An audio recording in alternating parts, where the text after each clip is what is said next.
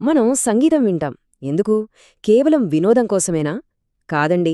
సంగీతం అంతకు మించి అది మనసును, శరీరాన్ని కూడా బాగుచేసే ఒక అద్భుతమైన శక్తి. ఈరోజు మనం అలాంటి ఒక కథే తెలుసుకోబోతున్నాం. ఒక సంగీతకారుడు అసలు అనుకోకుండా వైద్య ప్రపంచంలోకి ఎలా అడుగుపెట్టారు, ధ్వనితో ఎలాంటి అద్భుతాలు చేశారో చూద్దాం. మీరు నిజంగా దేవుణ్ణి కిందకి తీసుకువస్తారు. ఆలోచించండి, ఒక క్లినికల్ సైకాలజిస్ట్ పండిత్ వివేక్ జోషి గారి గురించి అన్నమాట ఇది. ఎంత పెద్ద ప్రశంస! అంటే ఆయన సంగీతం ఎంత లోతైనదో, ఎంత ప్రభావవంతమైనదో ఈ ఒక్క మాట చెబుతోంది కదా.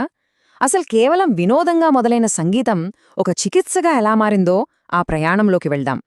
సరే, వివేక్ జోషి గారు మ్యూజిక్ థెరపీ స్టార్ట్ చేశారు అంటున్నాం. మరి ఆయన ప్రయాణం ఎక్కడ మొదలయ్యి ఉంటుందనుకుంటున్నారు? ఏదైనా పెద్ద సంగీత వేదికపైన? కానే కాదు. నిజానికి ఆయనది పూర్తిగా వేరే ఫీల్డ్. అదేంటో చూద్దాం. వివేక్ జోషి గారికి కెరీర్ మొదలైంది ఫార్మా రంగంలో. అవును, వాళ్ల ఫ్యామిలీకి ఒక ఆయుర్వేద కంపెనీ ఉండేది. అందులో పనిచేస్తున్నప్పుడు 2000 సంవత్సరంలో సింగపూర్ వెళ్లారు. అదే ఆయన జీవితాన్ని మార్చేసిన ట్రిప్.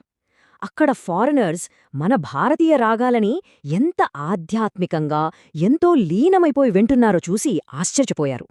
అప్పుడే ఆయనకనిపించింది, మన సంగీతంలో ఏదో శక్తి ఉంది, ఒక హీలింగ్ పవర్ ఉంది, దాన్ని ప్రపంచానికి పరిచయం చెయ్యాలని అక్కడే గట్టిగా నిర్ణయించుకున్నారు. అయితే ఈ ఆలోచన వచ్చింది కదా అని వెంటనే మొదలుపెట్టలేదు. ఆయన సంగీత పునాది చాలా గట్టిది. చిన్నప్పుడు వాళ్లమ్మ స్ఫూర్తితో తబ్లా నేర్చుకున్నారు. తర్వాత మాండోలిన్. చివరికి ఆత్మను పలికించగలదు అనిపించిన సరోద్ వాద్యాన్ని ఎంచుకున్నారు. ఆయన డెడికేషన్ చూడండి. 5 సంవత్సరాలు కేవలం ఒకే ఒక్క రాగం యమన్ కళ్యాణి మీదే సాధన చేశారు. సంగీతం వెనుక ఉన్న గణితం, ఆ స్ట్రక్చర్ అంతా అర్థం చేసుకున్న తర్వాతే పూర్తి కాన్ఫిడెన్స్తో స్టేజెక్కారు. సరే, ఇప్పుడు ఆయన సంగీతం అసలైన పరీక్షను ఎదుర్కొంది. అది మనం ఊహించని ప్రదేశాల్లో. అవి మామూలు కచేరీ హాళ్లు కావు, వాటికి మించినవి. ఉదాహరణకి థానే మెంటల్ హాస్పిటల్ 2006లో అక్కడ మొదటి కచేరీ ఇచ్చారు. సాధారణంగా అక్కడ పేషెంట్స్ చాలా చంచలంగా ఉంటారు కదా, కానీ వాళ్లంతా 1 గంట పాటు కదలకుండా పూర్తి నిశ్శబ్దంగా సంగీతంలో మునిగిపోయారు. కచేరీ అయిపోయాక కూడా ఎవ్వరూ లేవడానికి ఇష్టపడలేదట. వాళ్లను మళ్లీ వార్డులకు పంపడం కూడా కష్టమైందంటే చూడండి. ఇది చూసి ఆ హాస్పిటల్ సైకియాట్రీ హెడ్ ఆశ్చర్యపోయి అడిగారట, అసలు 5 నిమిషాలు కూడా ఒక చోట కూర్చొని నా పేషెంట్ని మీరెలా 45 నిమిషాల పాటు కూర్చోబెట్టగలిగారు అని. ఆ ఒక్క ప్రశ్నలోనే ఉంది కదా ఆయన సంగీతం సాధించిన విజయం. కేవలం మానసిక వైద్యశాలలే కాదు, సెంట్రల్ జైళ్లలో కూడా ఆయన కచేరీలు చేశారు. అక్కడ యువ ఖైదీల ముందు ప్రదర్శనిస్తుంటే వాళ్లంతా పిన్ డ్రాప్ సైలెన్స్తో ఎంతో క్యూరియాసిటీతో విన్నారట. అది చూసి ఆయనకే అనిపించిందట, ఇదేదో జైల్లా లేదు, సంగీత విద్వాంసుల సభలా ఉందని. సరే, రోగులపై ప్రభావం చూపింది. మరి డాక్టర్ల సంగతేంటి? వాళ్లపైనా పనిచేసింది. ఓ సైకియాట్రిస్ట్ మొదట చాలా సీరియస్గా నవ్వకుండా ఉన్నారట. కాని 1 గంట జోషిగారి సంగీతం విన్నాక ఆయన బాడీ లాంగ్వేజే మారిపోయింది. చాలా ఉత్సాహంగా, ఫ్రెండ్లీగా అయిపోయారు. ఆలోచించండి, ఒకే 1 గంటలో ఇంత మార్పొస్తే సంగీతాన్ని మన జీవితంలో ఒక భాగం చేసుకుంటే ఇంకెంత మార్పు రావచ్చు కదా. ఇప్పటిదాకా మనం చూసినవన్నీ అద్భుతమైన అనుభవాలు. కానీ ఇదంతా మ్యాజిక్ కాదు, దీని వెనక ఒక సైన్స్ ఉంది. అసలు ఈ మ్యూజిక్ థెరపీ ఎలా పనిచేస్తుంది? మన శరీరంపై, మనసుపై దాని ప్రభావమేంటి? ఆ సైన్స్లోకి కొంచెం లోతుగా వెళ్దాం. దీన్ని జోషిగారు వైబ్రేషన్ థెరపీ అంటారు, అంటే కంపన చికిత్స. విషయమేంటంటే, మనం సంగీతాన్ని కేవలం చెవులతో వినం, ఆ సౌండ్ వైబ్రేషన్స్ని మన శరీరం ఫీల్ అవుతుంది.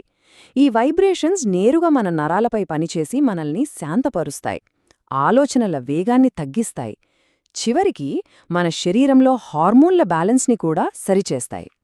ఇంకో అద్భుతమైన విషయమేంటంటే, మన భారతీయ శాస్త్రీయ సంగీతానికి మన శరీరానికి మధ్య ఉన్న కనెక్షన్. మన శరీరంలో 7 శక్తి కేంద్రాలు అంటే చక్రాలు ఉంటాయని అంటారు కదా.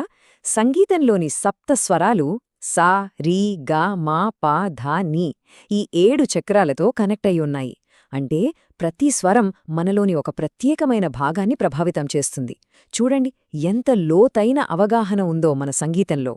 అంతేకాదు, కేవలం సౌండ్ మాత్రమే కాదు, సైలెన్స్ కూడా ముఖ్యమే. అవును, నిశ్శబ్దం. మన భారతీయ సంగీతంలో 2 స్వరాల మధ్య ఇచ్చే ఆ చిన్నపాటి గ్యాప్, ఆ విరామముంది చూశారా? అదే అసలైన మ్యాజిక్ చేసేది. అది మన బ్రెయిన్ని ట్రిగర్ చేసి ఒక రకమైన ధ్యానస్థితిలోకి తీసుకెళ్తుంది. సరే, మన భారతీయ శాస్త్రీయ సంగీతం ఎందుకెంత స్పెషల్? దానికి వేరే సంగీతానికున్న తేడా ఏంటి? ఆ ముఖ్యమైన వ్యత్యాసం గురించే ఇప్పుడు చూద్దాం. ఒక మాటలో చెప్పాలంటే, భారతీయ సంగీతం హృదయంపై పనిచేస్తుంది, వెస్టర్న్ మ్యూజిక్ తలపై అంటే మేధస్సుపై పనిచేస్తుంది. మన సంగీతం ఆత్మకు సంబంధించింది, భావప్రధానమైనది. అందుకే ఇక్కడ రాగానికి అంత ప్రాముఖ్యత. అదే వెస్టర్న్ మ్యూజిక్ చూస్తే అది చాలా స్ట్రక్చర్డ్గా, నొటేషన్ ప్రకారం ఉంటుంది. ఈ తేడా వల్లే మన సంగీతం వింటున్నప్పుడు చాలా తేలికగా ఒక మెడిటేటివ్ స్టేట్లోకి వెళ్ళిపోతాం. ఓకే, ఇదంతా బావుంది. కానీ జోషిగారు కేవలం కచేరీలు చేసుకుంటూ ఉండిపోలేదు. ఈ మ్యూజిక్ థెరపీని నెక్స్ట్ లెవెల్కి తీసుకెళ్లడానికి ఆయనకు పెద్ద విజన్ ఉంది. ఆ భవిష్యత్ ప్రణాళికేంటో ఇప్పుడు చూద్దాం.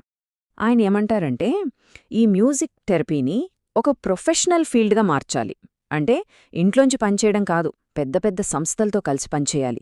డాక్టర్లు, సైకాలజిస్టులు, చివరికి ఇంజనీర్లతో కూడా టీమ్స్ కట్టాలి. యాంగ్జైటీని కొలవడానికి హామిల్టన్ స్కేల్ లాంటి స్టాండర్డ్ టూల్స్ వాడాలి. పల్సు, బ్లడ్ ప్రెషర్ మీద దీని ప్రభావమేంటో స్టడీస్ చేయాలి. ఆ రీసెర్చ్ని పబ్లిష్ చేయాలి.